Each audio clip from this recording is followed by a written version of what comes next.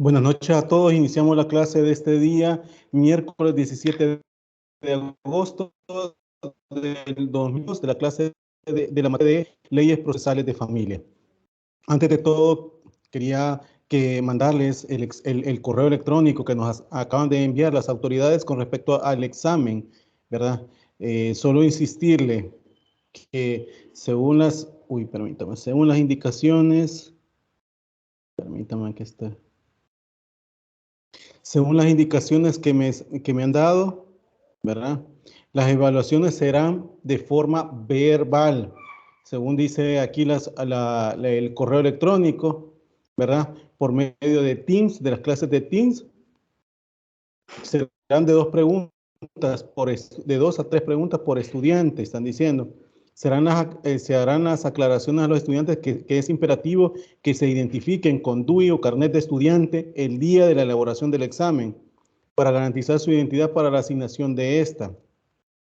Es imperativo también, dicen, dejar grabada toda la evaluación por Teams de manera continua, pero cada rúbrica llevar el detalle de tiempo. Ejemplo, mencionan ahí de las 17:05 a las 17:10, en la que los alumnos serán evaluados para control y posible verificación. La rúbrica quedará en su poder, que debe de llenar uno por cada estudiante el momento de ser evaluado. Guarde cada uno de los archivos para posibles verificaciones, ¿verdad? Eso para que tomen en cuenta ustedes, el día y hora del examen no se pueden mover por ningún motivo, pero excepcionalmente podrá comenzar a evaluar una clase antes de la fecha del examen para los grupos mayores de 40 años, dice. 40 años, 40 estudiantes. También las rúbricas deben de venir con las preguntas, ¿verdad? Y ahí se les va a hacer para ustedes. Esto de las rúbricas, obviamente dice la universidad que se lo vamos a mandar a ellos, pero para que ellos evalúen y posteriormente ustedes, por ser un grupo numeroso de más de 40 alumnos, estamos hablando de 95 alumnos, ¿verdad? Vamos a empezar el examen un día antes. ¿Cuál sería? El día próximo lunes, ¿verdad? Esto para que lo tomen en cuenta. El examen será de forma verbal, obviamente con cámara, para el que se esté evaluando. Voy a mandar el tiempo, o sea, de ustedes, de distribución de cada uno de los exámenes y posteriormente las preguntas que se les van a estar haciendo, ¿verdad? Eso para que lo tomen en cuenta en esto que se le está dando a ustedes, ¿verdad? Marilyn Aleida, Sí, buenas dígame, noches.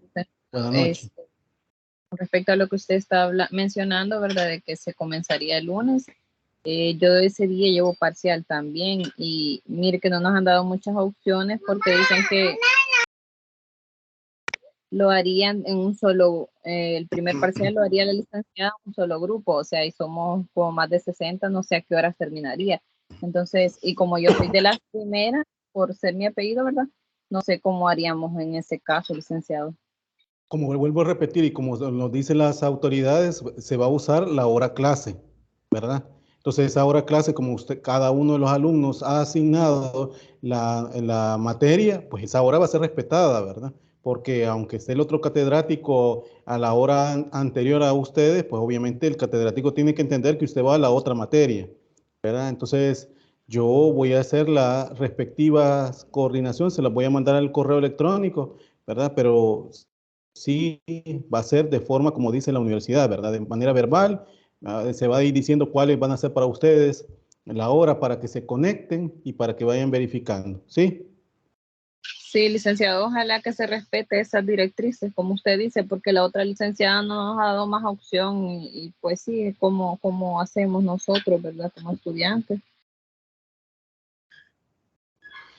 No le comprendo en qué sentido usted está diciendo que no lo vamos a tomar en cuenta. Si las No, autoridades nos están diciendo que va a ser como lo estoy mencionando, o sea, en la hora clase, ¿verdad? En mencionarles a ustedes, grabar, que como comúnmente se está haciendo, no comprendo cómo no podríamos nosotros aplicarlo, ¿verdad? Le digo esto porque nos vamos a ceñir lo que dicen las autoridades, ¿verdad? bueno, está bien, licenciado. Sí, es que ella nos dijo así porque, pues sí, Licenciado, Sí, dígame. cuando hagamos el parcial con cámara encendida van a querer que estemos formal, con chaqueta, sí, o sea, siempre formal o no. Pues obviamente, no, yo no le voy a exigir tanto que con chaqueta y nada, pero obviamente formal, ¿verdad? En una cuestión también del examen, ¿verdad? Tampoco le voy a decir que vayan a estar y sin ánimo de ofender, ¿verdad? Tampoco les voy a decir a ustedes que estén en su casa de manera de pijama, por decir un ejemplo, ¿verdad? No, pero por lo menos una ropa formal, ¿verdad? Y lo otro es que quieren la cámara, pues, Disculpe, porque obviamente licenciado. para que ustedes se identifiquen, ¿verdad? Como dice ahí, con DUI o carnet de estudiante y todo para que tengan muestra ustedes que hicieron el examen, el evento que haya sucedido algún inconveniente, ¿verdad? Todo eso es con ese fin. ¿Se comprende, Disculpe, señorita licenciado. Miranda? Sí, Señorita Miranda. licenciado, muchas gracias. Ok. Permítame, que hay otros que están con las manos levantadas. Dígame, Castillo Hernández. Buenas noches, licenciado. Fíjese Sí. de que tengo una duda. Vaya, como dicen de que nos van a hacer examen oral, ¿sería un cierto grupo que va a entrar a la clase o estaríamos todos ahí en la clase contestando las preguntas que nos corresponden? Ok, como le vuelvo a repetir, voy a hacer ¿cómo decirlo? Una lista de los alumnos para que van a hacer de 2 a 3 preguntas, ¿verdad? Se espera que esas preguntas las contesten en un máximo de 5 minutos, tal cual ustedes lo está viendo ahí. En efecto, pues es un grupo numeroso el que tengo acá de esta materia de leyes procesales de familia. Son 95 personas, pero obviamente, ¿verdad? Va a haber, es hora y media de clase. En ese tiempo, todos los alumnos tienen que estar. A los que yo les digo,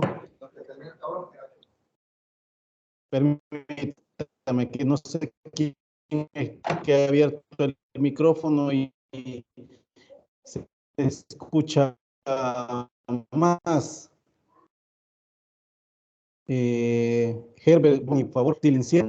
Entonces, comentarle en ese tiempo voy a tener que hacerlo para ver cuánto voy a lograr evaluarlos ese día lunes, ¿verdad? Como les repito, un solo día no va a bastar, pero por lo menos, ¿verdad? Los alumnos que tienen esa evaluación ese día tienen que estar en esa hora clase, ¿verdad? Y en el tiempo que se les diga. Ok, ¿Se comprende? perfecto, gracias, licenciado. Sí, porque no había comprendido esa parte, pero en este caso tendríamos que estar a la espera de un correo, ¿verdad? Para estar más coordinados. Entendería, porque yo tengo que primero pasar a las autoridades, ¿verdad? Como dicen ahí de las rúbricas y posteriormente a ustedes, ¿verdad? Pero como aquí todavía hay espacio para el día lunes, hay tiempo, ¿verdad? Ok, perfecto, gracias, licenciado. Ok. No sé quién más estaba queriendo preguntar o o se comprendió todo lo del correo. Sí, licenciado, disculpe. Sí, Bueno, ¿me escucha, sí, licenciado? dígame. Sí. Sí, con respecto a lo que decía una compañera con el tiempo de la evaluación, vaya, yo antes de esta clase llevo otra, ¿verdad? Entonces la licenciada nos dice que ella va a utilizar más de la hora clase para evaluar a los 90 que somos aproximadamente. Entonces ahí entraríamos como que no estaríamos a tiempo o no podríamos estar en ambas clases ese mismo día. Como ya Se le hizo, expliqué. sí, Ajá, a sí, ella se dígame. le hizo Perdón. sí, a ella se le hizo también la observación, ¿verdad? Que otros licenciados iban a utilizar 2 horas clases, que es como que las indicaciones que les han dado, qué es lo que pueden hacer, ¿va? Para poder evaluar si son más de 40 estudiantes con los que cuentan. Solamente, licenciado.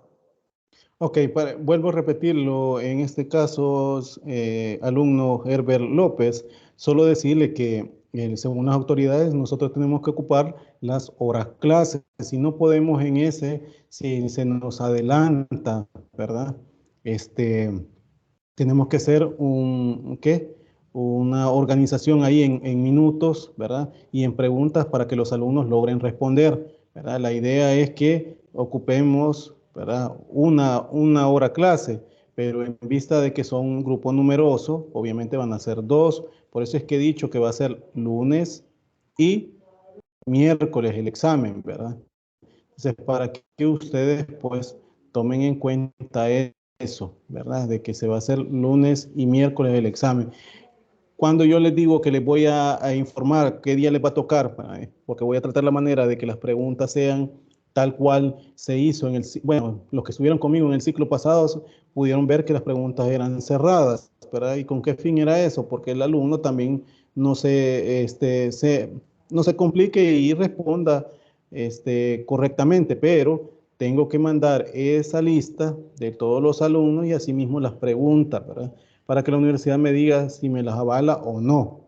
En ese evento que sea así, entonces les voy a informar a ustedes la lista de alumnos, porque entendería yo que la primera jornada, que sería el día lunes, quizás estaríamos hablando que pasa la mitad o un poquito más de alumnos, y la siguiente ya serían los últimos, ¿sí? ¿Se comprende? ¿Se comprende, Herbert López? Sí, licenciado, muchas gracias. Ok. Bueno, no hay más preguntas para los demás porque sí empiezo con lo de la clase. La clase, por ¿Me favor, pueden decir? licenciado. Ok.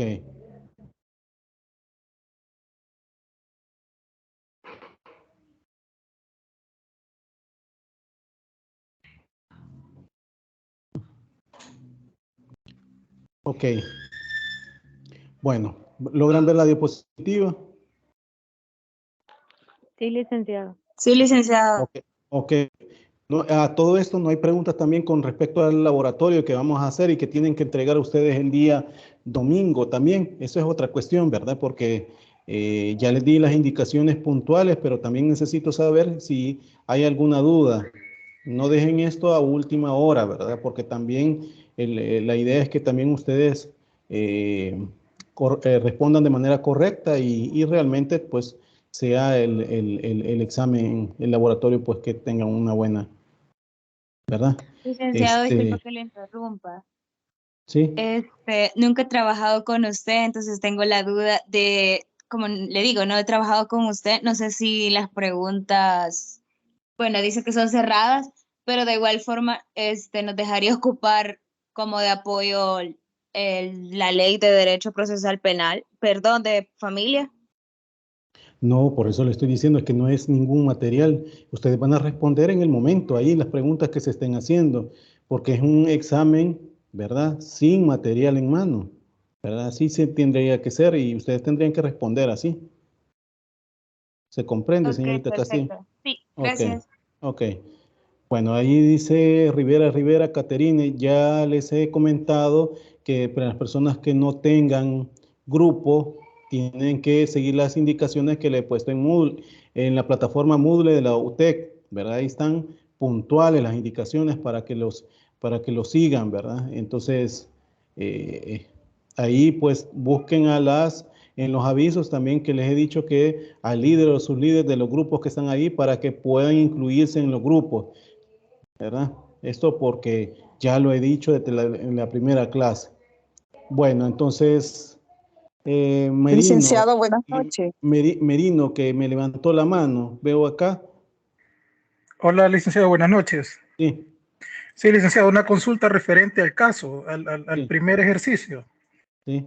Al final, en las preguntas que usted hace, dice, según la petición anterior, ¿qué resolvería usted? O sea, mi Así pregunta es, es. ¿lo hago como juez o lo hago Es, como abogado? exactamente, o sea, lo estamos hablando como fuera, mire, indistintamente sea en calidad de juez o de abogado, como usted lo está diciendo, ahí va a analizar, va a dar una respuesta acorde a lo que determina la ley, ¿verdad? Esa es la forma como usted tendría que responder.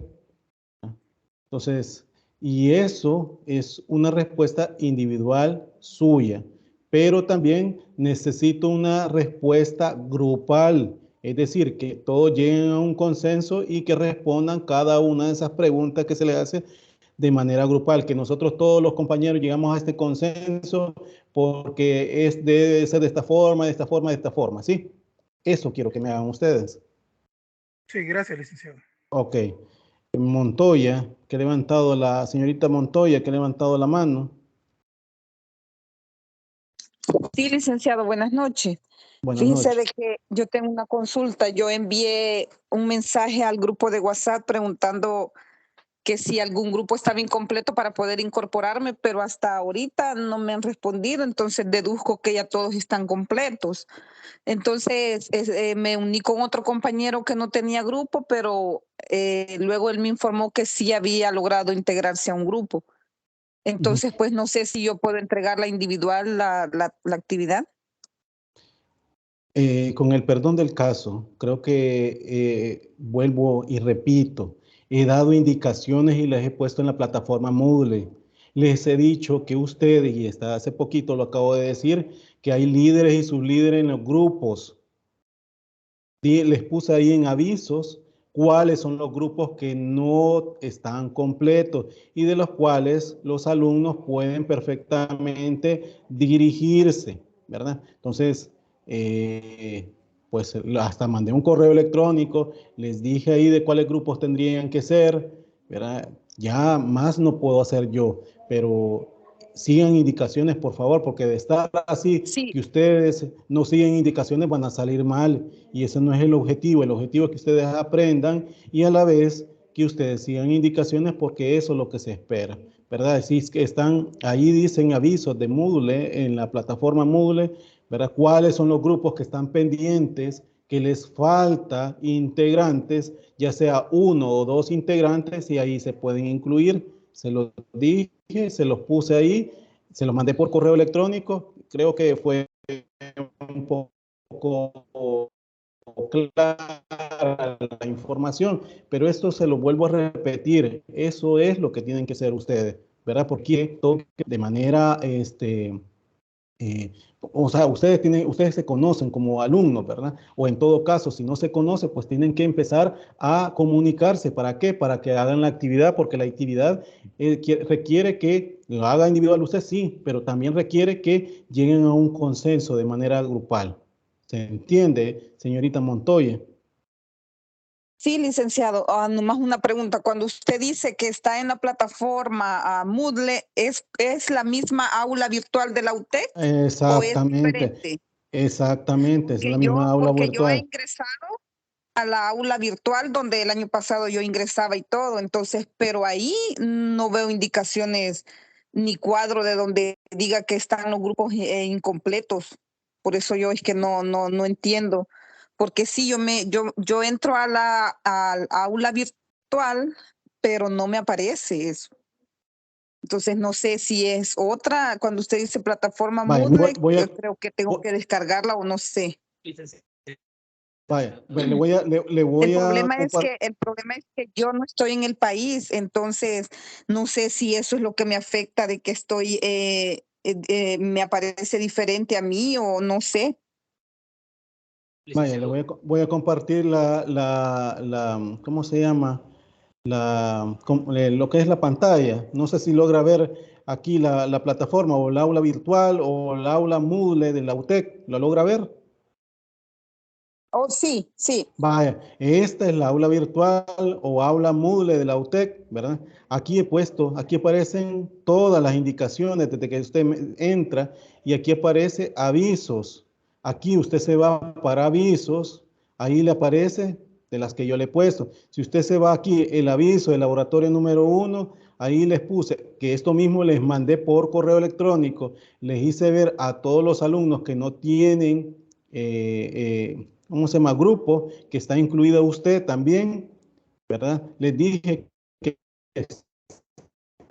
están los grupos 1, 2, 3, 4, 5, 7, 8 y 9 que se pueden incluir, que pueden hablar a los líderes, ¿verdad? Esto lo mandé por crónico a todos, ¿verdad? Entonces, acá, el único alumno que le dije que a Jonathan Adalberto Landa Hernández, que me dijera a cuál grupo, si es el 4 o el 7, que era, y que no me ha dicho todavía, porque en la clase dijo que era al 7 y en el correo electrónico me manda que era al 4, entonces que me diga, me especifique cuál está, ¿verdad? Pero ya si él no especifica, él se va a quedar sin nota, pero ahí está esas indicaciones, ¿verdad? Entonces, esto para que usted lo tome en cuenta, aquí está ya y ahí está todas las indicaciones. No veo cuál podría ser usted desubicarse, ¿verdad? Pero sí se lo digo, ahí está.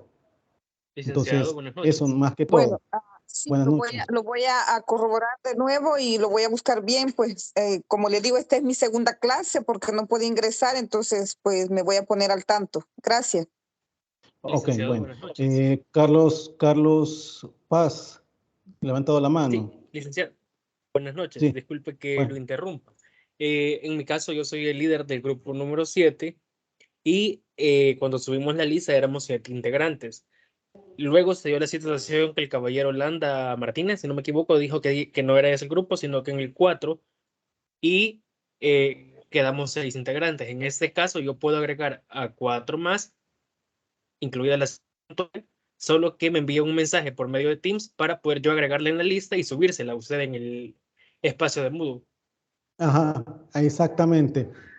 Mire, yo no sé al final, Está bien. en el caso de ustedes, vaya, ahí tiene el grupo número 7, que es el alumno Carlos Paz, que le está dando una solución a la señorita Pontoya. Bueno, explicarle, ¿verdad? Que este En el caso joven del Landa tiene... compañero Landa, él dijo que ya le había manifestado a usted que era el grupo 4 que pertenecía y no el 7. Ok, yo le mandé un correo electrónico, si se fijó, hasta se lo reenvié con el suyo, para Sí, que usted viera que estaba sí. diciendo que el 7 también. Entonces hay una cuestión que 7 o 4, porque en clases dijo 4, pero en correo estaba diciendo que era 7. Entonces, esa era lo que me quería que me aclarara para que él no perdiera su nota y tener al alumno. Pero el grupo número 4 no me dice nada tampoco, ¿verdad? No puedo estar excluyendo a uno y otro porque no sé en qué sentido o cuál va a ser la situación de él, ¿verdad? Muchas gracias. Ok, gracias. Okay. Verónica Portillo, dígame. Buenas noches, licenciado. Sí. Yo soy la líder del grupo número 8 y le mandé, como dijo que podíamos agregar a otra de los que no estaban en grupo, ya le mandé el listado con la otra compañera, ya está actualizado ahí en el mismo mensaje que nos había puesto en la plataforma, ahí se lo subí. Okay. Y entonces nada más aclarar, consultarle algo, ¿verdad? Según lo que estamos escuchando ahorita, es entonces por cada caso la conclusión grupal de lo que pensamos todos los integrantes del grupo, ¿verdad, licenciado? Eso va a ser al final, pero para que me comprendan, todos los alumnos van a responder las preguntas, ¿sí? Quiero que me den esa respuesta cada uno de los alumnos, pero también quiero una respuesta grupal, ¿verdad? De todos. Esa es la tarea. ¿Se comprende, señorita Portillo? Sí, licenciado, muchas gracias. Ok. Bueno, entonces, eso sería todo. Bueno, no sé si hay alguna otra pregunta. Vi otra mano ahí levantada. Si no, pues inicio la clase. Bueno, nos quedamos. Espérenme, quiero ver.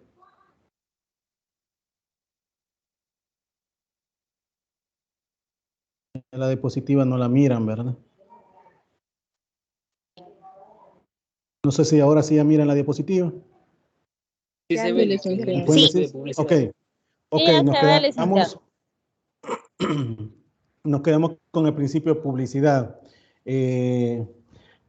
Habíamos hablado antes del principio dispositivo, el principio inquisitivo, ¿verdad? El principio de inmediación y hoy vamos por el principio de publicidad.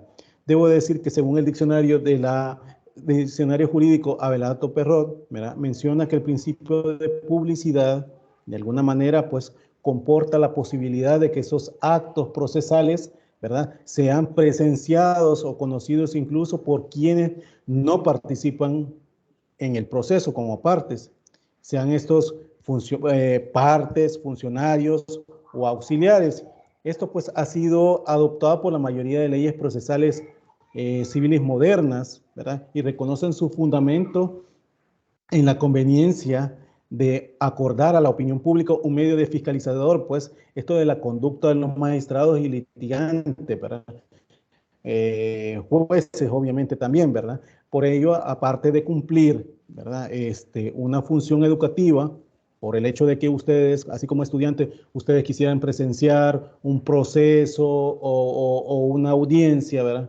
Esto, pues, en tanto pues, se permite la divulgación de las ideas jurídicas y sirve para elevar, ¿verdad?, el grado de confianza de la comunidad en la administración de justicia. El punto es, y esto también lo hablamos en un momento en una clase, con respecto a la publicidad, si ustedes se pudiesen llegar, si no se le puede cerrar, ¿verdad?, esa publicidad a un proceso. Les comentaba de un caso de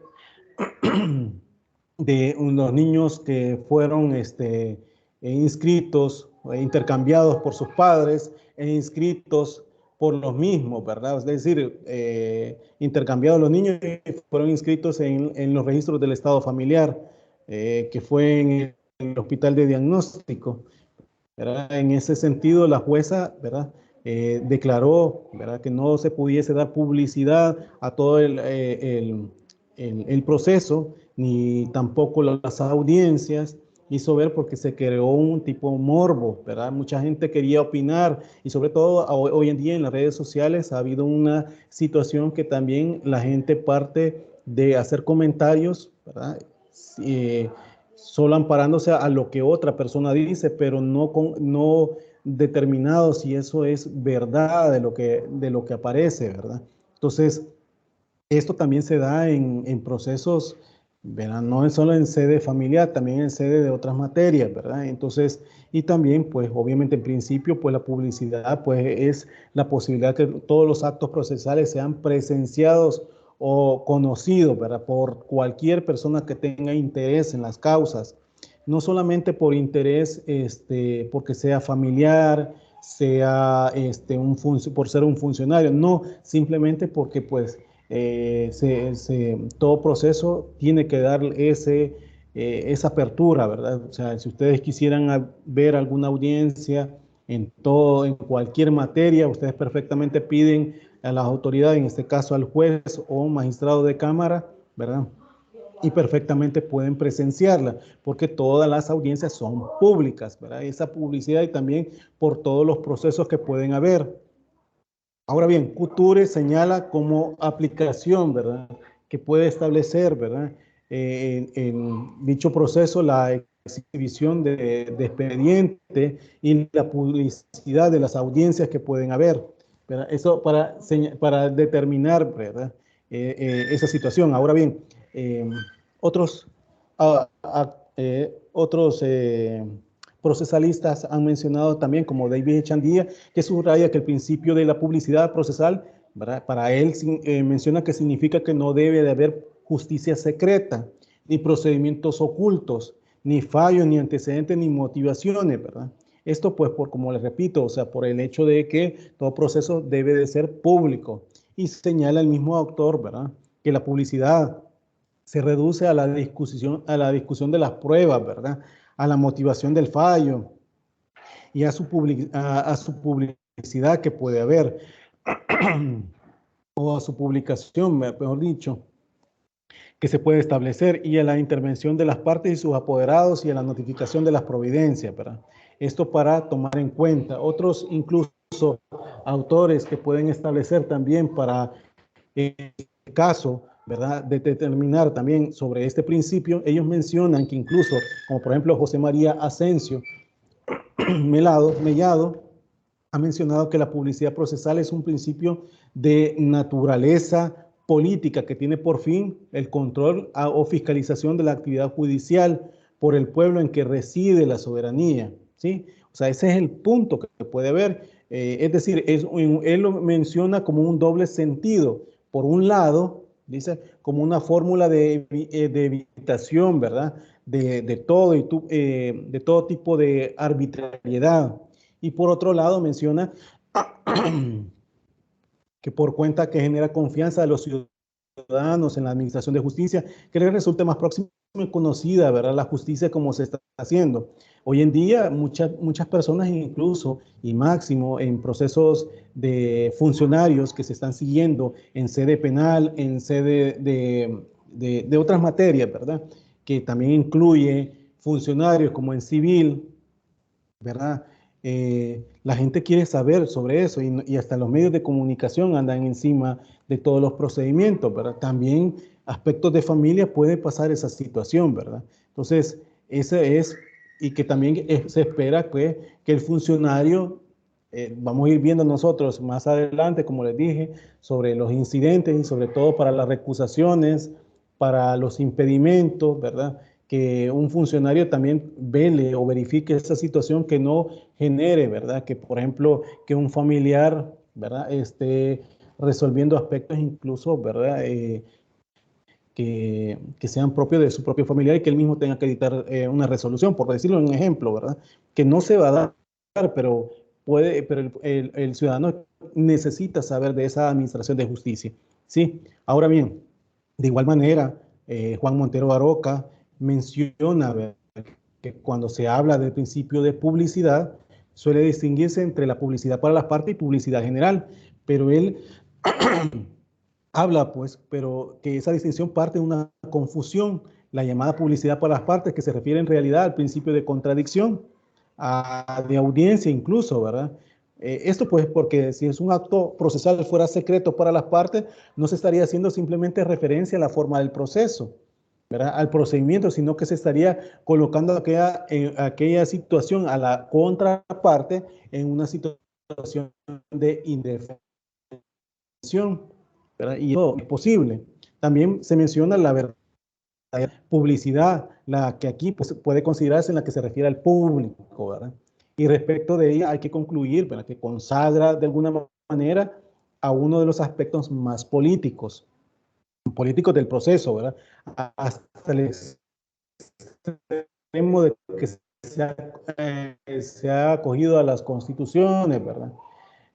Como podemos decir, como forma de organización del proceso, ¿verdad? Eso de una manera pública, debemos tomarlo en cuenta así, ¿verdad? En la ley de procedimiento, en cada normativa. Y también podemos ver como derecho fundamental de las partes. Cuando hablamos de derecho fundamental de las partes, es obviamente que las partes tienen que tener conocimiento de todo lo actuado y todo lo decidido dentro del proceso. ¿Para qué? Porque ya vamos a ver más adelante, obviamente en todo el desarrollo de este ciclo, ¿verdad?, que existen medios de impugnación,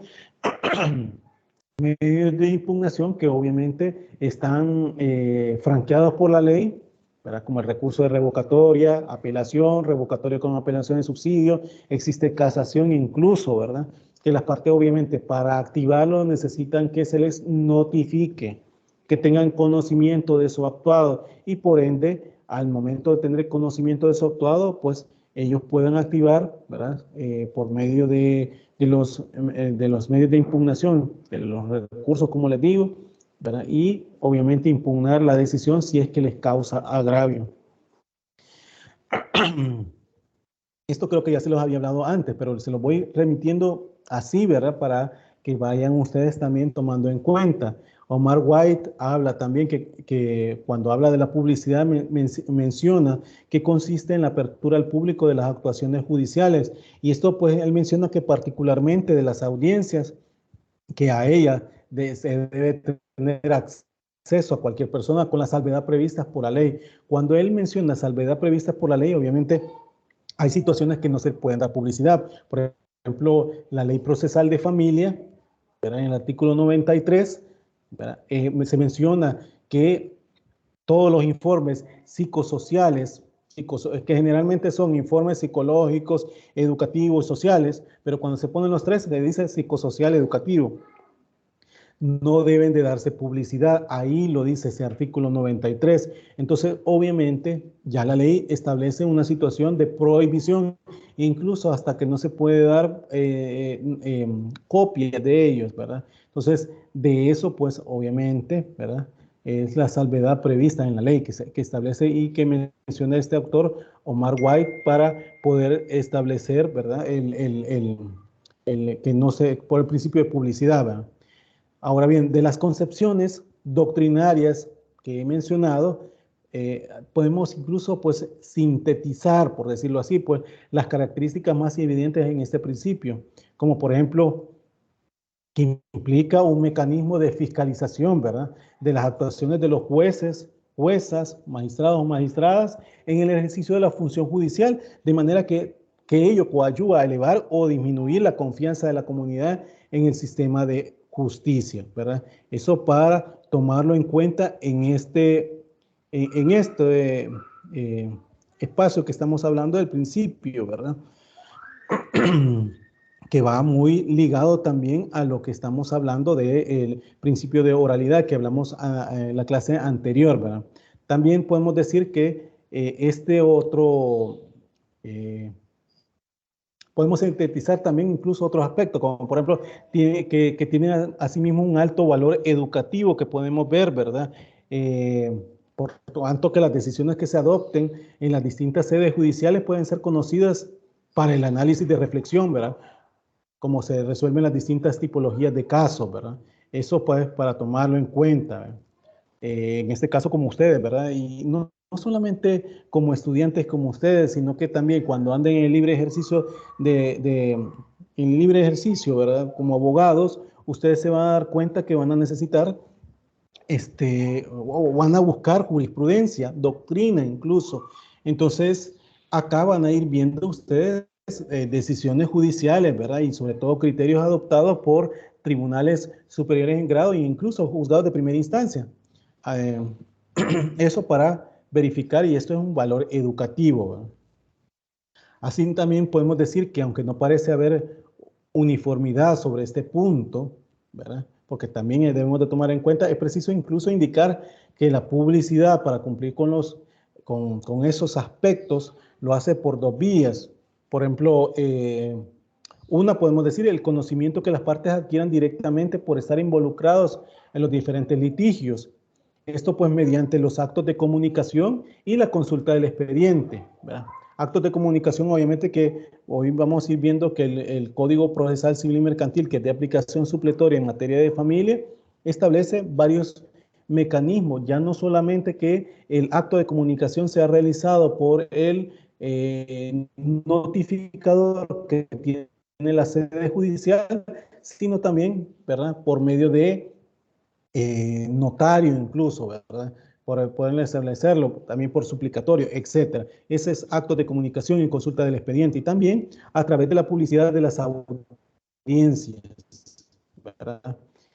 Y esto apunta como incluso admitir la participación, ¿verdad?, como espectadores de personas no vinculadas al litigio y pues sometidos al conocimiento y decisión judicial. Otro aspecto importante es la conclusión, que el principio no es absoluto y que, ¿verdad?, de alguna manera son atendidas determinadas circunstancias que son previstas incluso en la ley, pues, y que pueden dictaminarse por la reserva del proceso o específicamente de las audiencias. Esto, como ya les dije, ¿verdad?, les explicaba de casos específicos que se puede dar esa reserva del proceso y que no se puede darle publicidad. Esas ideas incluso se encuentran recogidas en el artículo 3, literal D, de la Ley Procesal de Familia. Dicha norma establece que las audiencias serán orales y públicas, ¿verdad? Cuando habla de orales y públicas, él menciona también en ese mismo artículo la reserva de la audiencia. ¿Por qué? Porque hay alguna circunstancia que imposibilita, ¿verdad?, o puede determinar que no se debe darle publicidad, pues por situaciones que pueden perjudicar a las partes, etcétera. Entonces se establece, ¿verdad?, una regla general que es la publicidad, ¿verdad?, pero también se considera la posibilidad de la reserva. La norma robustece la idea de que la publicidad es extensiva, ¿verdad?, únicamente en las audiencias, pues todas las demás etapas del proceso y sus incidencias están reguladas en el artículo 32 de la Ley Procesal de Familia, y estas se reducen a las partes, sus apoderados y las personas que en el juez o jueza autorice. Cuando hablamos de esto es que se va documentando en el expediente, ¿verdad? Se va documentando ahí, ¿verdad? Porque ese artículo 32, 31 y 32 habla también de esa documentación que debe de hacer el juez o jueza de familia o magistrado o magistrada dentro del proceso, que se acuerdan que estuvimos hablando que de la oralidad no todo es de manera oral, también hay una cuestión escrita, y una de esas pueden ser, ¿verdad?, el hecho de que todos estos actos judiciales se realizan de esa forma, de manera escrita, ¿verdad? Esta regla general aparece confirmándose además el contenido del artículo, ¿verdad? Del artículo 3, me refiero, en la letra E, ¿verdad? Siempre de la Ley Procesal de Familia, que de alguna manera prevé que el juez o jueza está facultado para retirar de las audiencias a quienes indebidamente perturben su curso, ¿verdad? Porque eso puede haber. La norma no está referida exclusivamente a las partes, ¿verdad? Y demás sujetos procesales, ¿verdad? Sino que más bien procura desarrollar el principio contenido en el artículo 3 de la Ley Procesal de Familia, y por tanto se deriva la conclusión obligatoria de la publicidad como regla general. Esto es lo que la audiencia puede participar cualquier persona no vinculada a las partes, ¿verdad? Y obviamente al proceso. Como, hemos afirmado, ¿verdad? Antes, nuestra Ley Procesal de Familia parece adoptar, ¿verdad?, el criterio procesalista de Couture al distinguir entre publicidad del expediente y publicidad de las audiencias. ¿Por qué? Porque el artículo 32 de la Ley Procesal de Familia claramente establece, ¿verdad?, que el expediente, que todas las actuaciones realizadas solo pueden ser prestadas para su lectura a las partes por sus apoderados, representantes y cualquier otra persona autorizada por el jueza de familia o entonces magistrado o magistrada, ¿verdad? De ahí podemos incluso concluir, relacionando el contenido del artículo 3, literal de la Ley Procesal de Familia, que en efecto la publicidad del proceso de familia se orienta en dos sentidos, ¿verdad? Uno, la publicidad del expediente, y dos, la publicidad de las audiencias. Pues obviamente, como les digo, en el mismo criterio que va a Couture, ¿verdad? Debo de decir, mejor dicho, que el principio de publicidad de este artículo 3, literal D, de la Ley Procesal de Familia, consiste en la apertura del público de las actuaciones judiciales, particularmente, ¿verdad?, de las audiencias. A ellas debe tener acceso cualquier persona, con las salvedades previstas por la ley. Esto pues lo dice el artículo 32 de la Ley Procesal de Familia. Pero como les digo, hay salvedades, y una de esas les explicaba el artículo 93 de la Ley Procesal de Familia con los informes que hacen los integrantes del equipo multidisciplinario. Cada juzgado de familia tiene un equipo multidisciplinario que es un psicólogo, una trabajadora social o trabajador social y un educador o educadora, ¿sí? Entonces, todos los informes que hacen en los estudios, en los procesos, pues obviamente aquí tienen que informar, dar un punto de vista de parte de ellos como profesionales que son de cada una de las materias que les he comentado, pero a la vez, ¿verdad?, eso no se le debe dar publicidad, ¿verdad? Ahora bien, la posibilidad de que los actos procesales sean presenciados por quienes no participan en el proceso, como un tercero, puede haber, sí, pero siempre y cuando no haya una reserva, ¿verdad? Esto es un control popular hacia el organismo jurisdiccional que puede establecerse. Entonces, esto para tomarlo en cuenta, ¿va? Estoy viendo que aquí me están levantando la mano. Permítame.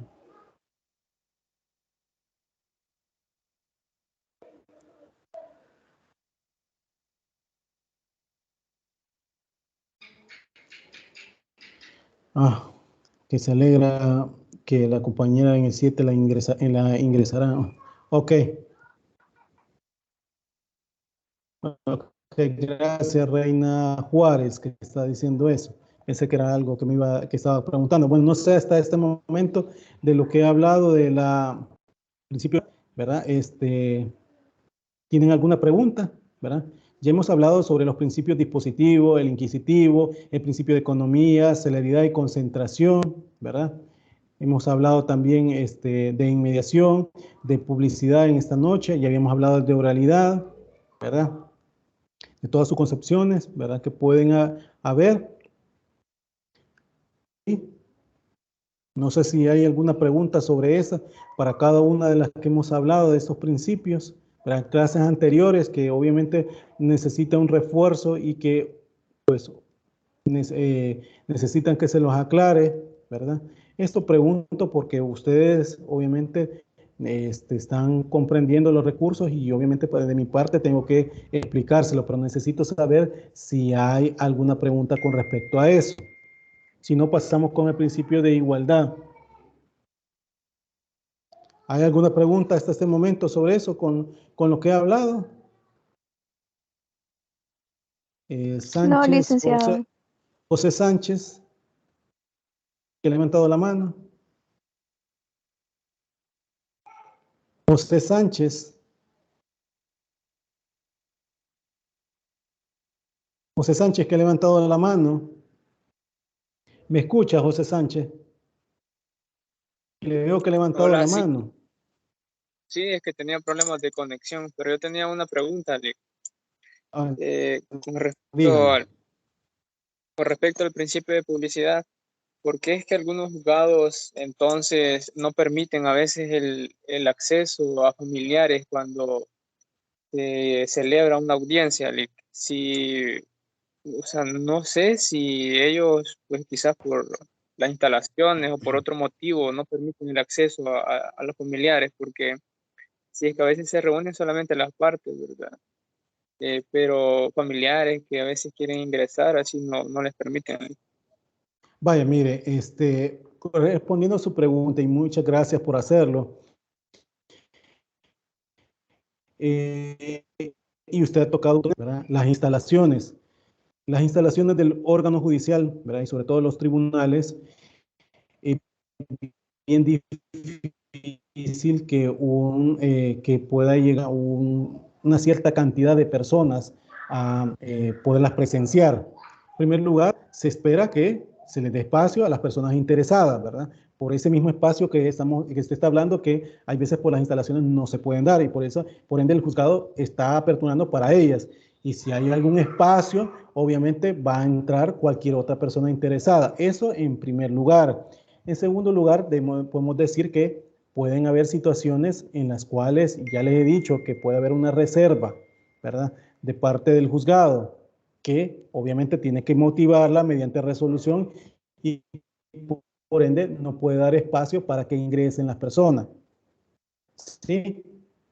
Eso primero, tomar en cuenta, ¿verdad? Porque también hay una cuestión de espacio, ¿verdad?, para las partes, porque no vamos a darle espacio a otra persona que solamente quiere presenciar audiencia y las personas interesadas, sea con ellos como que son parte dentro del proceso y sus abogados no pueden ingresar, ¿me explico? Entonces, esas son las cuestiones que de alguna manera se pueden determinar, ¿verdad? Cuando usted está hablando también del estudio de los procesos, ¿verdad?, eso también tiene que ver, ¿verdad?, si dentro del estudio, ¿verdad?, puede habilitar un conocimiento de causa, ¿verdad?, y que por ende sea transmitido a la parte interesada que no se le ha notificado, por decir el caso. Entonces, eso también podría ser una reserva en algún momento dado. ¿Se comprende, caballero Sánchez o compañero Sánchez? Sí, Sánchez. gracias. Ok, Carlos Paz, dígame. Hola, licenciado, Carlos Paz. solo abonando un poco. Hola, sí, solo abonando un Okay. poco. Yo tengo justo enfrente de mi tribunal el edificio donde están los juzgados de familia, camino de las salas de audiencia, y me he fijado que las instalaciones de los de familia y los de menores son un poco más pequeñas y es por eso puede ser uno de los factores que influye en el sentido de que no se les permita a todas las personas poder ingresar a las salas o a las audiencias para estar presentes. Y uno, dos, porque puede ser por la reserva que se ha solicitado o que bien el juez o la jueza ha asignado, ya sea la gravedad o el tipo de caso que se esté ventilando en la sede judicial. Y bien puede ser que a raíz de la pandemia la Corte Suprema puso una serie de medidas, entre ellas limitar el acceso a las instalaciones únicamente a las partes interesadas, puede ser la fiscalía, las defensas, la víctima. Ok, muchas gracias, Carlos Paz. Y en efecto, ese es otro punto, si me había escapado y tiene razón. también hay situaciones como lo de la pandemia que estamos viviendo, eso de estar, se ha prohibido también el hecho de estar en grupo, ¿verdad? Aunque hoy en día ya esto de la pandemia, pues, se ha ido de alguna manera aperturando el hecho de que allá hayan más espacios que puedan ingresar más personas, ¿verdad? Pero el punto es que, ¿verdad? Todas las audiencias son públicas, igual los procesos, ¿verdad? La reserva, nada más, si hay reserva dentro de los procesos, sea para el expediente propiamente tal y las audiencias, obviamente ahí no pueden entrar las partes y ahí, pues, el juez o jueza de familia, ¿verdad? Motiva y también, obviamente, las instalaciones, ¿verdad? Muchas gracias por darnos su experiencia, ¿verdad? Es muy importante, pues, porque así uno puede transmitir, ¿verdad? Sobre todo a los demás compañeros que están preguntando sobre este tema de la publicidad. Dígame, José Sánchez. Sí, tenía otra duda, Eli, con respecto al expediente. En la lámina anterior, el autor Couture mencionaba respecto al expediente en las audiencias igual a la publicidad. Bueno, en nuestro caso, el expediente del caso es público también, Eli.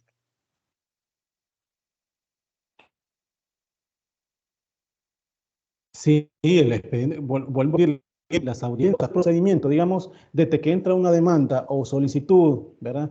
O en todo caso solicitud sui generis de las diligencias sui generis que les he comentado, ¿verdad? Todo eso tiene que ser público. O sea, cualquier persona, si usted, por ejemplo, llega al tribunal, pide, por ejemplo, me invento, quiero ver una diligencia de divorcio por mutuo consentimiento, ¿verdad?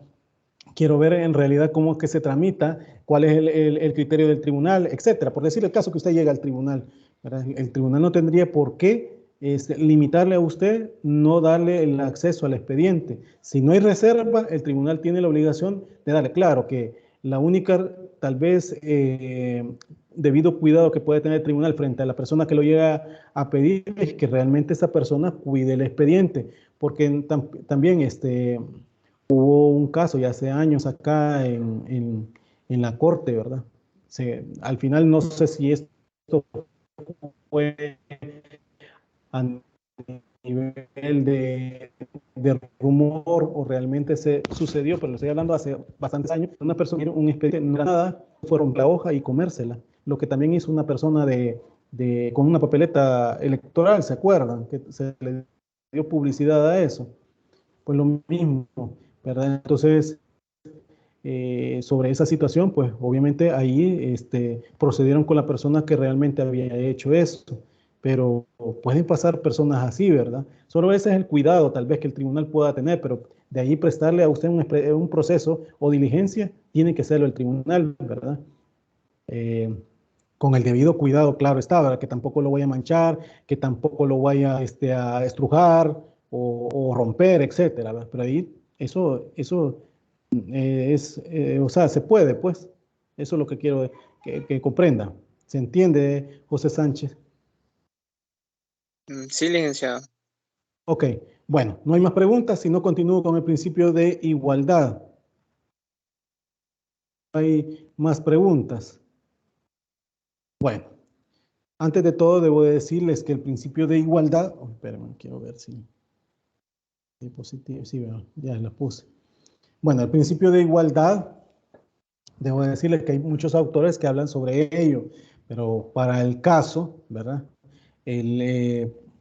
Con autores como José María Asensio, Mellado, incluso, pues el significado del principio de igualdad, él lo reduce, ¿verdad? O lo reconduce a la obligación estatal de establecer las condiciones objetivas que aseguren la actuación de las partes y de evitar toda suerte de privilegios irrazonables que pueden haber, ¿verdad?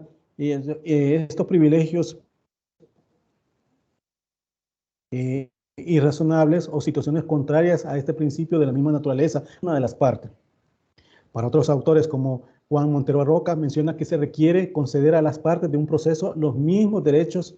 Él menciona derechos, posibilidades y cargos, de modo que no pueden existir, ¿verdad? Privilegios ni a favor ni en contra de alguna de ellas.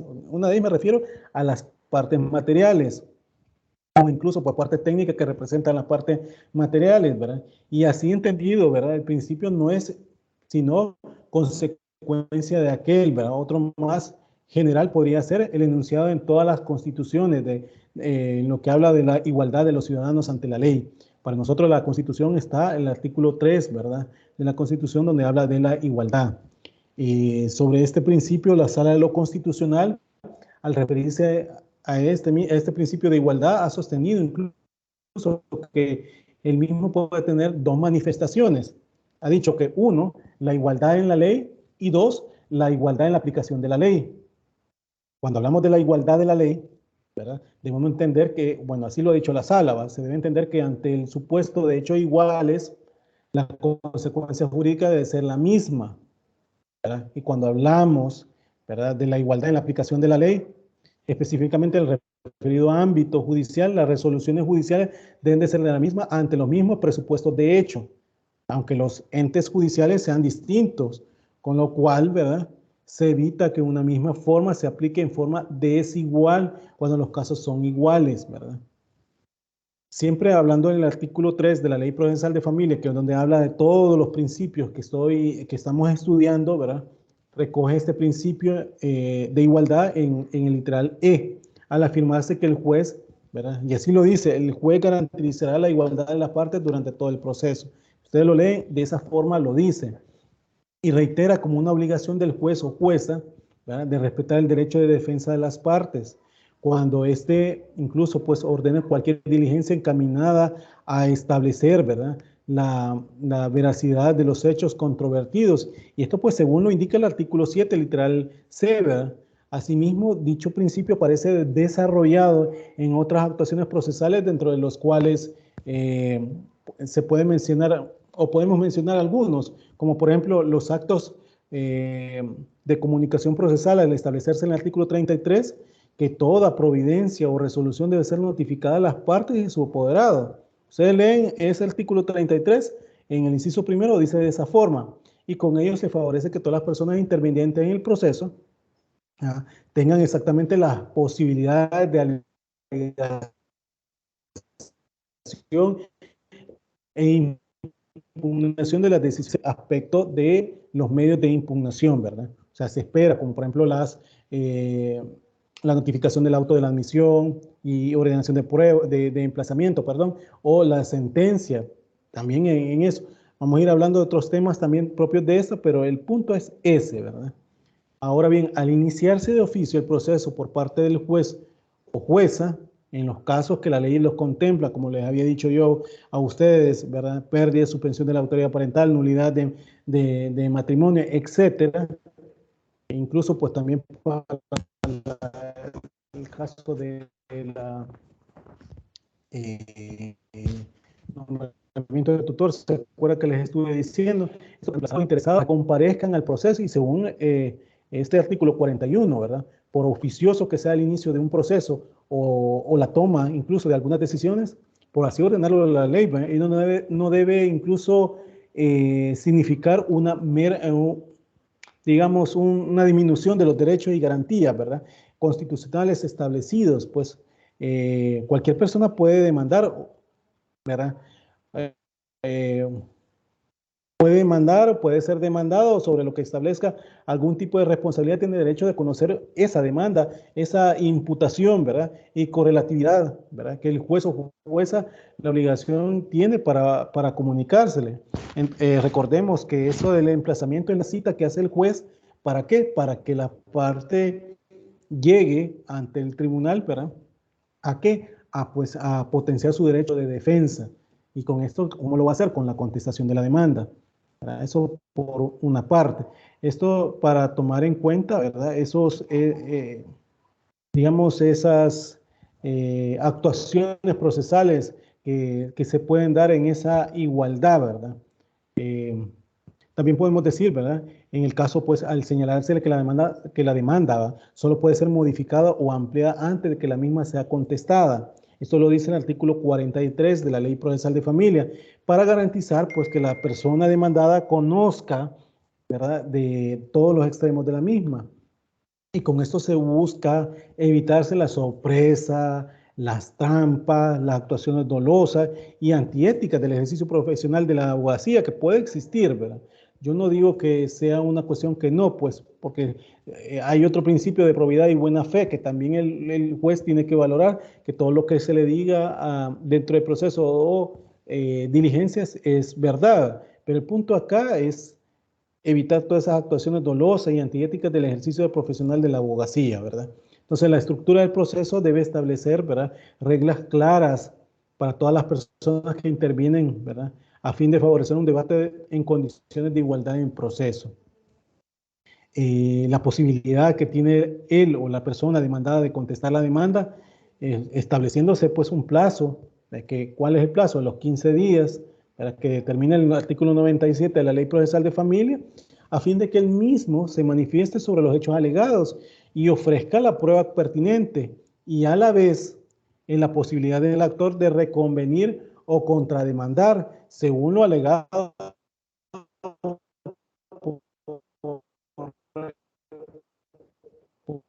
por él o la persona demandada, pues, tal como lo establecen los artículos 6, 50 de la Ley de Familia, así sobre los hechos que él demandada alee en su contestación, ¿verdad? Esto según lo que establece el artículo 44, inciso último de la Ley Procesal de Familia, ¿sí? Eso por ponerle de esa actuación judicial.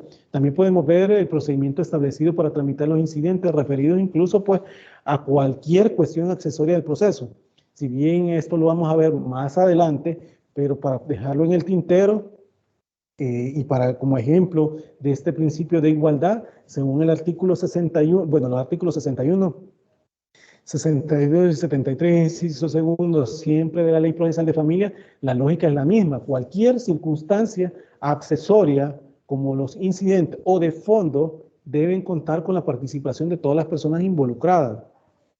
Es más, se le corre traslado a las partes cuando se ponen incidentes, ¿verdad? Entonces, ¿y cómo se le va a correr traslado? Obviamente notificándosele. Entonces, para ver ese principio de igualdad, por eso en la aplicación de la ley y en la ley, ¿verdad? Entonces, para que tomen en cuenta, ¿verdad? Que este principio concede a las partes de un proceso los mismos derechos, posibilidades y cargas.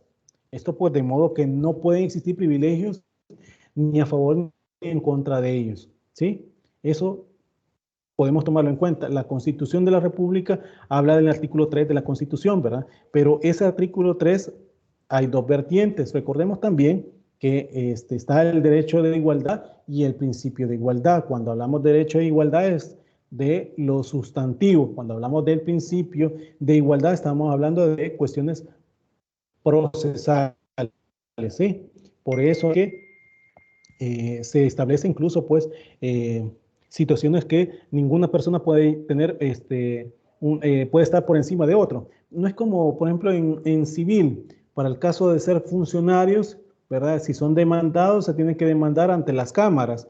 En el caso de la Ley Procesal de Familia, si ustedes leen el artículo 211 de la Ley Procesal de Familia, hay una prohibición de fuero. Cuando hablamos de fuero es que aun y cuando sean funcionarios, ¿verdad? Eso no tienen fueros, van a ser conocidas las causas, ¿verdad? En los mismos términos que para cualquier otra persona, ¿verdad?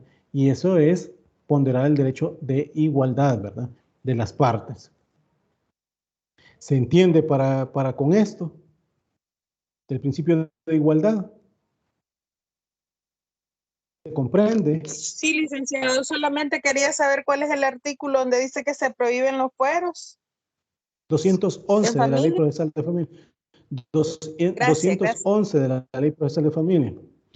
Bueno, hablando también con el principio de eventualidad de preclusión, ¿verdad? Pasándonos a otro, te voy a decir que el principio de eventualidad, ¿verdad? Así como lo ha mencionado Enrique Vescovi, significa la necesidad de aprovechar cada ocasión procesal íntegramente. Esto pues empleando en su acumulación eventual, pues todos los medios de ataque y de defensa que se disponen para que surtan efecto, ¿verdad? Es decir, por si alguno de ellos no los produce, ejercer juntos todas las excepciones o incidentes entre así se está renunciando a ponerlas expresamente, pues, y no lo fueran a ejecutar uno o de los otros medios de ataque de defensa. Para este caso, incluso, ¿verdad?, podemos tomar en cuenta, por ejemplo, cuando queremos poner excepciones, ya sea dilatorias o perentorias, como la que habla el artículo 50 de la Ley Procesal de Familia. Aquí, para poner las excepciones, tiene que contestar la demanda, ¿verdad? Porque así lo establece el artículo 46 siempre de la Ley Procesal de Familia. Contestar la demanda en el tiempo ¿cuál? En el tiempo que establece el 97, que son dentro de los 15 días, y ahí mismo pone las excepciones. ¿Cuáles son las excepciones? Perentorias o dilatorias, que son las que establece el artículo 50, siempre de la Ley Procesal de Familia. Eso por ponerle un ejemplo. Sobre la preclusión, y Juan Montero Aroca menciona que significa que distintas fases o tiempos, incluso él menciona del procedimiento han de realizarse en concreto con contenidos tan determinantes, y que de tal manera, pues, si las partes no las realizan oportunamente, pierden la posibilidad de realizarlo, ¿verdad?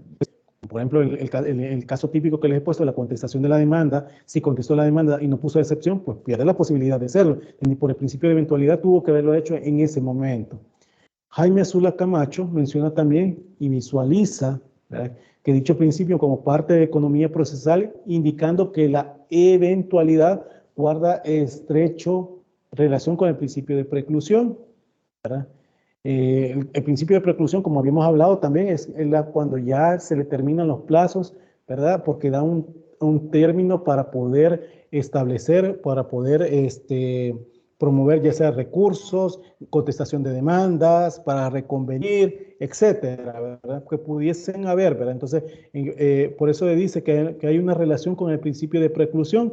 ¿Por qué? Pues toma como referencia las fases o términos del proceso, y consiste en que si en determinada etapa o estando en el proceso, pues una parte puede realizar varios actos que deben de llevárselos a cabo de manera simultánea y no sucesiva, ¿verdad? Cuando él habla de manera simultánea es que se tienen que hacer, ¿verdad? Otro, para el caso del recurso vamos a ir viendo nosotros más adelante, pero el recurso de revocatoria también se puede poner de manera subsidiaria al de apelación. Cuando hablamos de eso es que no puede poner primero el de revocatoria y después el de apelación. Tiene que ser de manera simultánea. Cuando están hablando es que de revocatoria con apelación y subsidio, para que en el evento que el juez no acceda a lo peticionado por la parte, se vaya de manera por medio de apelación para una decisión que tiene que serlo el tribunal de segunda instancia, ¿verdad?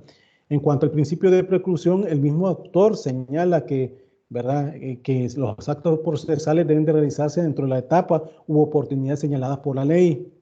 Esto, pues, so pena de ser ineficaces. Lo que significa es que si el acto se realiza extemporáneamente, o sea, si es extemporáneamente es válido, o sea, por cuanto no existe ninguna circunstancia de determinar su nulidad, pero no surte los efectos que con él se pretenden, ¿verdad? Y que el juez por esa razón deba de negar lo que mediante lo que solicita, ¿verdad? Sobre esto podemos sintetizar que los autores, incluso que he mencionado, ¿verdad?, tienen la idea principal que el contenido o revela la naturaleza propia de estos principios. ¿En qué sentido? En que cada etapa o fase del proceso está diseñada para que las partes adecúen su actuación a determinados requisitos. Esto es, las partes deben de manifestar, ¿verdad?, o manifestarse o concretar su actuación en la forma y plazo que la ley determina, ¿verdad? Así puedo poner ejemplos, como por ejemplo que la contestación de la demanda debe hacerse dentro de los 15 días, como les dije antes, ¿va? Y esto, pues, obviamente 15 días siguientes al emplazamiento, y en la misma debe hacerse una manifestación sobre los términos de la demanda, ¿verdad? ¿Por qué? Porque se le da a conocer esa demanda ¿a quién? A la persona demandada. Asimismo, se debe ofertar prueba pertinente, ¿verdad?, que debe considerarse la posibilidad de plantear incidentes o excepciones, ¿verdad?, o el planteamiento de una reconvención, ¿verdad?, porque así lo dice el 49, ¿verdad?, la posibilidad. Y todas esas posibilidades, en caso de ser posibles, atendiendo las circunstancias del caso, deben realizarse por regla general en el lapso de tiempo, ¿sí? La eficacia de los actos procesales destinados para la actuación de las partes, ¿verdad?, está condicionado precisamente a que se realicen todas las actuaciones de alegación y defensa de que se dispongan en un solo momento. De no hacerse así, la sanción procesal gira en torno a la preclusión, es decir, a la no tomarse en cuenta, pues, si lo presenta posterior. ¿Cómo decirlo? Como que la actuación será ineficaz, pues, y por tanto la parte no podrá alegarlo en una etapa posterior, ¿verdad? Por otro lado, debemos de tener en cuenta que son principios que tienen que ver únicamente con las partes y sus apoderados, pues incluso pues, el cumplimiento de cada uno de ellos, el juez o jueza, o en cuanto a plazos o actuaciones específicas en las etapas del proceso o diligencia, da lugar a otro tipo de procedimientos y sanciones, ¿verdad?, que pueden haber. La Ley Procesal de Familia recoge ambos principios en el artículo 3, letra F, cuando hablamos de la eventualidad, ¿verdad?, preclusión, y el cual incluso pues indica que las partes deberán plantear simultáneamente todos los hechos y alegaciones en que se fundamenten sus pretensiones y defensas y las pruebas que pretenden hacer valer, ¿sí? Como concreción de estos principios contenidos en este artículo 3, ¿verdad?, en la letra F, perdón, de la Ley Procesal de Familia, podemos entender, ¿verdad?, como ejemplos, y vuelvo a lo mismo, la demanda debe cumplir incluso pues que los requisitos que establece el artículo 42, los vamos a ver más adelante, pero bueno, partamos en ese hecho. En caso de no cumplir, el juez o jueza debe requerir su cumplimiento en un plazo máximo de 3 días, ¿verdad? Eso lo dice el artículo 96. De no ser así, la demanda debe declararse inadmisible por no cumplir con los requisitos fácticos y jurídicos mínimos. También podemos ver que la oferta de los medios de prueba tiene por regla general 3 momentos. 1, en la demanda. Eso lo dice el 42, siempre la Ley Procesal de Familia. 2, la contestación de la demanda. Eso lo dice el artículo 46, siempre la Ley Procesal de Familia. Y 3, después de contestada la demanda y antes del examen previo del proceso. Eso lo establece el artículo 44, inciso final de la Ley Procesal de Familia. Los incidentes deben plantearse desde la demanda hasta la celebración de la audiencia preliminar. Esto de acuerdo a lo que establece el artículo 59 de la Ley Procesal de Familia. O sea, como ven, la eventualidad, cómo se tiene que hacer y la preclusión, ¿verdad? También podemos ver las excepciones que deben plantearse en la contestación de la demanda, según el artículo 50 de la Ley Procesal de Familia. También podemos ver otro ejemplo, ¿verdad? La conciliación y el desistimiento, ¿verdad? Cuando hablamos de conciliación, que las partes pueden hacerla, ya sea en audiencia o fuera de audiencia, que fuera de la audiencia ya se habla con la transacción, pero bueno, la conciliación, ¿verdad?, que se hace en audiencia, y el desistimiento, ya sea del proceso o de la pretensión, que deben plantearse, ¿verdad?, en cualquier estado del proceso hasta antes del fallo. Así lo dice, de acuerdo al artículo 84 y 86 de la Ley Procesal de Familia.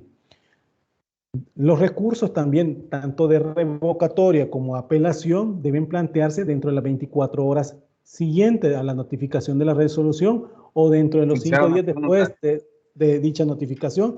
Y esto pues según se trate la interlocutoria o sentencia definitiva. Sí, dígame. Una pregunta, Lee. Para desistir de un proceso que se ha aperturado, no hay, ¿cómo se llama?, no hay ninguna regla para hacerlo, solo es de que ya no quiero seguir con el proceso de la demanda. Y como les estoy diciendo, los artículos, hay artículos, ¿verdad?, y en este caso el 88, ¿verdad?, de la Ley Procesal de Familia, que habla de la forma que se debe tramitar el desistimiento, en este caso de la pretensión, pero también habla de el desistimiento del proceso, ¿verdad? Cuando hablamos de la pretensión, ¿verdad?, tiene una consecuencia. ¿Cuál es esa consecuencia? Que no se puede tramitar nuevamente la pretensión, ¿verdad?, en los términos que ha sido planteada. Si hablamos del desistimiento del proceso, estamos hablando que la contraparte tiene que aceptar sobre el desistimiento del proceso. Se le corre traslado y si esta parte está de acuerdo, se tiene por desistido del proceso. ¿Se comprende, caballero Alvarado? Sí, sí. Mira, y en el caso de que, por ejemplo, hay veces de que la edad le pone una demanda de alimento, la esposa al esposo, ¿verdad? Están separados. Y ella, ¿cómo se llama? Se contenta nuevamente con el ex y desiste del proceso. Ya no puede reaperturarlo después. Como eso es un caso normal y que se contentan, se enojan y ahí hacen su arreglo. ¿Va? Vaya, mire, sobre eso que usted está hablando, ahí desistimiento depende de la pretensión de su naturaleza, si se admite o no también. En esa pretensión que usted ha mencionado, difícilmente un juez se lo va a admitir. ¿Por qué? Porque la naturaleza. Porque alimentos depende del hijo y no del padre o la madre. ¿Me explico? Que sea el padre o la madre quien representa al hijo, ¿verdad? Y demanda al otro progenitor, ¿verdad? Entonces el juez tiene que verificar, ¿verdad?, esa naturaleza. ¿Por qué? Porque si estamos hablando de niños y adolescentes, bien difícil que el juez diga, téngase por desistido, porque se han llegado hasta esos extremos de aperturar un proceso, ¿verdad? Y que el juez decida, el juez no tiene por qué declararlo por desistida de la pretensión, me explico. En ese caso de alimentos, sí, no le veo posibilidad que lo tomen en cuenta. Por otras pretensiones como divorcio, por ejemplo, ahí sí veo viable esa situación. ¿Se comprende, Edward Alvarado? Sí. Gracias. Ok. Bueno, entonces, cuando les estaba hablando de la eventualidad, debemos de ver la preclusión, ¿verdad? La efectividad y la inefectividad, ¿verdad? Sobre eso también debemos de tomar en cuenta la concreción de todas las posibilidades de alegación y defensa que en la etapa y plazo determinado prevé la ley incluso, ¿verdad? También las partes pierden la posibilidad de realizar el acto señalado en la ley y por ende la posibilidad de alegar o defender lo que le corresponde, ¿verdad? Entonces, eso también podemos ver en este recurso, ¿verdad? Este principio que diga de revocatoria, ¿verdad? También debo de mencionarles que está el principio de congruencia y motivación de las resoluciones que también pueden establecerse, ¿verdad? A partir de que de la eventualidad, ¿verdad? Cuando hablamos de este principio de congruencia y motivación de las resoluciones, han habido muchos procesalistas, al igual que eventualidad, que se ha mencionado, ¿verdad? Para el caso de Jaime Azula Camacho, sostiene que el principio de congruencia, ¿verdad? Y consiste incluso pues, en la concordancia que debe existir entre lo que se ha pedido o formulado por la parte y la decisión sobre él que tome el juez, ¿verdad?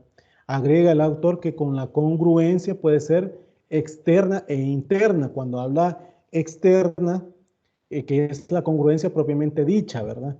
Y se refiere a concordancia o armonía, pues, entre la demanda y la sentencia que se pronuncia sobre ella. Y cuando habla de lo interno, menciona que se refiere a la concordancia entre la parte que motiva y la resolución de la sentencia, ¿sí? Lo que motiva, pues, el juez lo que le lleva, lo direcciona a una decisión X, ¿verdad? Entonces lo toma en ese sentido Jaime Azula Camacho. Omar White habla sobre la congruencia, que señala que las sentencias dictadas por el juez o juez tienen que ser congruentes en lo que se pide las partes, ¿verdad? Y en lo que se discutió. Si el juez confiere en la sentencia más de lo que se pide, entonces incurre en el vicio de ultra petita. Y cuando la sentencia, o sea, en este caso, pues la sentencia sería nula. Y hay otros en que puede ocurrir el juez, que es extra petita, que consiste en la cosa diferente de lo que se pidió, ¿verdad? Entonces, una cosa es que se pida, que se resuelva, o una cosa diferente o menos de lo que se pide, ¿verdad? Entonces, esos son vicios que genera una nulidad en la sentencia, ya sea el vicio por ultra petita o el vicio por extra petita, ¿verdad? En el caso de otros autores como Juan Montero Aroca, menciona que incluso, pues, o aclara que la norma incongruente por omisión de pronunciamiento es la exhaustividad, ¿verdad? Porque así lo menciona, que resta de atender la verdadera congruencia a lo que es el exceso, ¿verdad? Que en general dice que se refiere a o sobrepasa los límites en que vienen marcadas por las peticiones y alegaciones de las partes.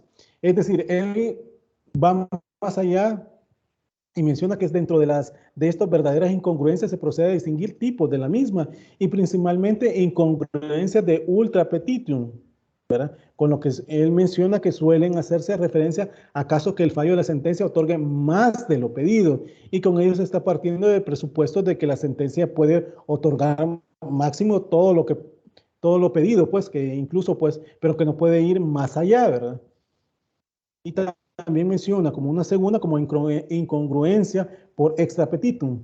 Esta palabra con la que suele aludirse tanto a que las sentencias conceda lo no pedido como lo que no lo conceda, pues lo deniegue por causas distintas a las alegadas, con lo que en realidad se está haciendo referencia bien a peticiones de las partes o bien a causas del pedido, es decir, diferente a lo que realmente se está discutiendo. Por de la Sala de lo Constitucional, pues, la cual incluso ha indicado básicamente las mismas ideas de abordar el tema de la congruencia como expresión del genérico derecho de la protección jurisdiccional. La misma Sala ha afirmado antes, ¿verdad?, sobre este principio que obtiene su concreción el proveído final del juzgador, entendiéndose la sentencia definitiva, ya que es el mismo momento que representa frente a la tutela efectiva y normal de los derechos de los gobernados, ¿verdad? Y la obligación incluso de circunscribirla en la pretensión del autor. Cuando hablamos sobre esto, pues, que tiene íntima relación con el principio de motivación de resoluciones judiciales. Esto, pues, llamado por otras incongruencias formal y consistente, que según Jaime Azula Camacho, en que el juzgador, en todas las providencias que implique pronunciamiento de fondo y en particular en la sentencia, exponga los motivos o argumentos sobre los cuales basa su decisión. Eso es fundamental. Otros autores incluso han manifestado que la motivación de las resoluciones judiciales es lo que la exposición coherente y razonada de las causas que inducen al juez. ¿Esto puede para qué? Para claramente una situación fáctica o legal incluso, pues, que considera acreditada en el proceso. Cuando hablamos en la motivación, el juez afirma una convicción nacida de la apreciación de una situación jurídica y tiene el deber de hacerlo en tanto esa declaración de conocimiento y que es un supuesto, ¿verdad?, de la sentencia que condiciona a la existencia de la declaración de la voluntad, al previo razonamiento del juez que va más a convencer a las partes de una verdad jurídica como un medio de fiscalización y control contra el capricho de la arbitrariedad del juez, por decir el caso, y conceptos que lleva a transformarse en algunos casos en garantía constitucional.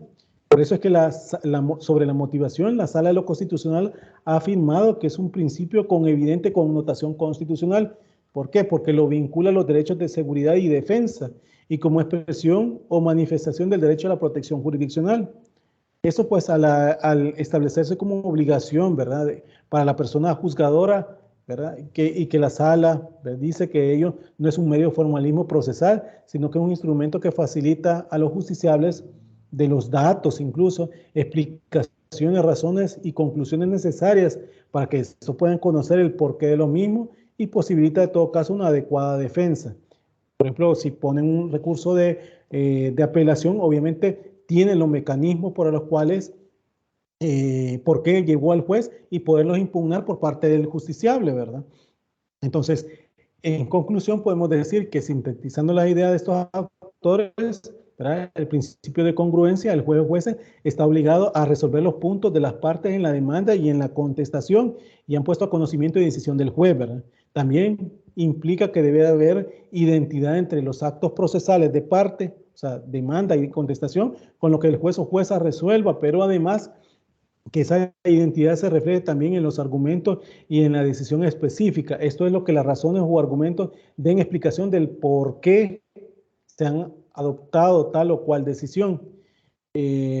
Implica también la prohibición para el juez o jueza de resolver cuestiones que le han sido pedidas, dar menos de lo que ha sido solicitado o dar más de lo que ha sido solicitado. Podemos decir que puede ser vicios, ¿verdad?, en la sentencia. ¿Por qué? Porque no va congruente entre lo pedido y lo resuelto. El principio de motivación, el juez está obligado a dar las razones, los motivos o argumentos en los que sustenta la decisión y esto favorece la facultad del control que las partes puedan tener, ¿verdad?, sobre la actividad judicial para favorecer el planteamiento de los medios de impugnación, como se los dije antes. Incluso, ¿verdad?, la motivación no se identifica con número de páginas, porque tampoco es que tenga el gran poco de páginas una decisión, o con cita de autores o doctrinas, porque tampoco es ese punto. Y, y que sea extensa la cantidad de páginas como una cita de opiniones doctrinarias. ¿Por qué? Porque pueden no tener ningún tipo de relación vinculada con la discusión específica que se ha planteado en el proceso. Y es por ello que es importante reiterar la idea de las razones, ¿verdad?, no las circunstancias del caso en concreto. Estos principios son importantes en el marco de la solución de los conflictos intersubjetivos planteados en sede judicial y que revelan, ¿verdad?, la obligación de las personas juzgadoras de someterse a la ley y de garantizar al ejecutado, ¿verdad?, o la ejecución, perdón, efectivo de los derechos de los justiciables. Y por concreción, pues, del derecho de petición establecido en la Constitución, donde menciona que toda persona tiene precisamente el derecho de plantear sus peticiones a las autoridades legalmente constituidas y correlativamente esta tiene la obligación de resolver sobre las peticiones en concreto, ¿verdad? Ese es el deber, ¿verdad? Esto, pues, dentro del marco del proceso de diligencia, y entonces el juez o jueza está obligado a dar respuestas puntuales en ese reclamo concreto que el justiciable ha planteado en su demanda. Debo decirle que ambos principios orientan o que son orientados por la Ley Procesal de Familia, ¿verdad?, al consignarse expresamente en el artículo 3, literal G, y 7, literal I, de la Ley Procesal de Familia, que el juez debe resolver exclusivamente los puntos propuestos por las partes y lo que por disposición legal corresponda, y está obligado, pues, obviamente, a motivar, a hacer las motivaciones de sus resoluciones que pronuncie. Ahora bien, el artículo 3, literal G, de la Ley Procesal de Familia, prevé la posibilidad de que el juez o jueza, a la hora de decidir, tome en cuenta aspectos o circunstancias que aún no siendo pedidas por las partes, la ley las exija. Y debemos de entender que estos aspectos son necesariamente aquellos que constituyen consecuencias inmediatas e ineludibles, ¿verdad?, de lo resuelto en sintonía con lo peticionado por las partes.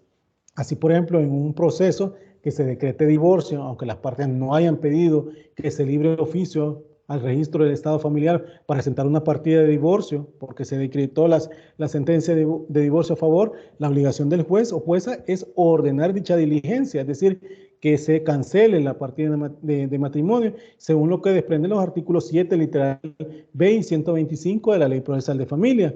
Otro ejemplo podemos decir que sería el caso de cuando se ordene el pago de alimentos provisionales por la vía de retención. Aunque la parte no lo pida, el juez o jueza está obligado a librar el oficio respectivo al pagador o institución en que la persona obligada labora. ¿Para qué? Para hacer efectiva la decisión, y eso lo hace lo determinan los artículos 139, literal A de la Ley Procesal de Familia y 264 del Código de Familia, ¿verdad? Entonces, debemos de tomar en cuenta que el principio de congruencia y motivación de las resoluciones, de concordancia, ¿verdad?, entre lo solicitado por las partes y la sentencia emitida por el juez, la motivación de las resoluciones se convierte en una garantía constitucional, un medio de fiscalización y control contra el capricho de la arbitrariedad del juez, tomando en cuenta que el juez o jueza afirma una comisión nacida de la apreciación de una situación jurídica, del análisis de los hechos, pruebas y adecuación del marco del motivo, ¿verdad?, que puede haber. Entonces, esto, pues, para que ustedes puedan analizar de estas decisiones, ¿verdad? Yo aquí en la diapositiva he tratado de ponerle todos esos principios, ¿verdad? Sobre todo, ¿verdad?, desde que empezamos a hablar sobre el principio dispositivo, ¿verdad?, los principios del sistema de procesales que hay, ¿verdad?, principio dispositivo, el inquisitivo, el de economía, celeridad, economía procesal, celeridad y concentración que había dicho, y mediación, ¿verdad?, publicidad, que hablamos esta noche, de oralidad, ¿verdad?, que se había hablado una clase anterior, de igualdad que también hemos hablado ahora, ¿verdad?, y sobre todo bueno, de probidad y buena fe, establecido también que hemos dicho esta noche también que las partes también tienen que tener, ¿verdad?, una consecuencia, ¿verdad? Que también las partes lo que digan propiamente, pues tiene que ser la verdad. ¿Por qué? Porque se entiende que hacen las peticiones, ¿verdad?, solamente para que sea declarada y que sean verificadas por el juez si son procedentes o no, ¿verdad? Entonces, aquí donde vemos también el principio de probidad, que puede haber la lealtad de la honestidad, fidelidad, confianza, credibilidad, equidad, ¿verdad?, que pueden establecerse. También aquí vimos, pues, cuando con el proceso y en el proceso que pueden haber, ¿verdad?, de la probidad y la lealtad. También hablamos sobre el principio de eventualidad y preclusión esta noche también, principio de congruencia y motivación de las resoluciones, ¿verdad? Pero que no se me, que haya quedado todo, ¿verdad? Pero sobre esto va a ser la evaluación para la próxima clase. Bueno, ya me he pasado unos minutillos después, pero era importante terminar este punto, ¿verdad?, para evaluarlos a ustedes. Recordarles que les voy a mandar la lista de cómo va a ser el examen. El examen va a ser oral y pues también parte de la idea que se tienen que identificar con su DUI o su carnet y a la vez, ¿verdad?, ¿cómo se llama? Que estén solventes con la universidad, porque eso también la universidad nos exige que pidamos con el alumno, ¿verdad? Bueno, no sé si hay alguna pregunta. Corleto, perdón, que no le había visto con esto. Corleto Ludwig. No se preocupe, disculpe las molestias. Mi pregunta es referente a lo que se hablaba no es sobre lo que estamos viendo ahorita, porque eso lo he entendido muy bien. Es más que todo porque yo tuve problemas de conexión al principio y no pude darle mi duda, pero mi duda era sobre la tarea. En el caso como son dos casos, ¿verdad? Eh, hay que hacerlo específico, es decir, cada compañero que tengo ya en mi grupo va a contestar los dos casos, las dos preguntas, y eso lo tengo que especificar en el documento o solamente tengo que especificar la conclusión. No. Todos van a contestar. Es que el trabajo va a consistir en que todos den respuesta a las preguntas. Todos los integrantes del grupo, ¿verdad? Posteriormente a eso van a llegar a una conclusión, porque no siempre el integrante del grupo siempre llegan a un mismo consenso, es decir, no responden igual, sea porque es una forma errónea que lo contesta, sea porque no sabe, o simplemente porque cree que es un criterio adoptado por un tribunal, ¿sí? Entonces, el punto es que usted quiere que lleguen a un consenso sobre eso, ¿verdad?, de darme una respuesta. Sobre eso yo también voy a evaluar cómo me contestan, ¿verdad?, ya de manera grupal, ¿verdad? Pero en principio necesito que los integrantes también respondan. Claro, eso no es que se esté copiando el otro alumno porque el compañero no trabajó. Por eso insisto, el líder y sublíder también tiene que indicar quién trabajó y quién no trabajó, ¿verdad? En el ciclo anterior me pasó eso, que una alumna, ¿verdad?, pues ella se dijo en el grupo que no había trabajado, ¿verdad? Esperó hasta el fin, ya cuando ya se había dado la nota, estaba preguntando que por qué razón se le había puesto tal nota en tal trabajo y se le dijo, bueno, la indicación era esta y los compañeros dijeron, el compañero líder dijo que usted no había trabajado. Y entonces se quedó así sin nota, ¿verdad? Pero porque esa ya era una indicación. Entonces la indicación es, ¿verdad?, que en los trabajos se deben de poner a todas las preguntas, la respuesta de todos y a la vez una conclusión, obviamente una conclusión de todos, ¿verdad?, que van a hacer, pero no, la conclusión ya es una generalizada, ¿verdad?, que ahí se diga que todos llegan a ese consenso, ¿verdad? Y también quiero que me digan quiénes trabajaron y quiénes no. En el evento que no haya una persona que no haya trabajado, pues dígamelo. Y eso lo voy a tomar en cuenta. ¿Se comprende? Sí, licenciado. Solamente lo que no comprendí es que si se iba a detallar en el documento el proceso en el que se contestaran las preguntas de cada integrante o solamente el consenso que lleguemos nosotros. ¿Qué será lo que detallemos ahí? ¿Todo o solamente el consenso? Como le estoy diciendo, cada uno de los integrantes tiene que consignar en el trabajo, cada uno de los integrantes, sus respuestas individuales. Pero a la vez, ¿verdad? Quiero una conclusión general de todos. Claro que la conclusión general va a ser una sola conclusión general, que ahí me indican ustedes que todos los conclusión, por lo menos, claro, uno correcto. Sí, muchísimas gracias, licenciado. Ok. Verónica Cibrián, que levanta la mano. Hola, Lick. No, prácticamente solo era ejemplificarle al compañero lo que usted le estaba manifestando, que prácticamente si somos 10 integrantes del equipo, vamos a poner 11 respuestas para el caso 1 y 11 respuestas para el caso 2. 10 respuestas van a pertenecer a la respuesta de cada uno y la 11ª respuesta es lo unificado entre todos. Exactamente. Muchísimas gracias, muy quiero, amable. ¿verdad? Ok, muchas gracias. Bueno, si no hay más preguntas, nos quedamos hasta acá. Continuamos la siguiente clase, que sería de esta semana a la siguiente, porque vamos a examen la siguiente semana, ¿verdad? El examen, obviamente, estaba para el 24, en el primer examen, ¿verdad? Pero según las disposiciones de la universidad, tiene que iniciar, ¿verdad? Con anterioridad, porque van a hacer de manera oral los exámenes, preguntas, 2 o 3 preguntas por cada alumno, ¿verdad? Yo me comprometo a mandarle ese listado para cada quien, cómo se va a hacer esa distribución de las preguntas, ¿verdad? Bueno, cuídense, que tengan una feliz noche, si no hay preguntas. Gracias, Feliz noche, gracias. licenciado. Feliz Noche, noche. licenciado. Feliz noche. Feliz noche. Buenas noches. Buenas noches.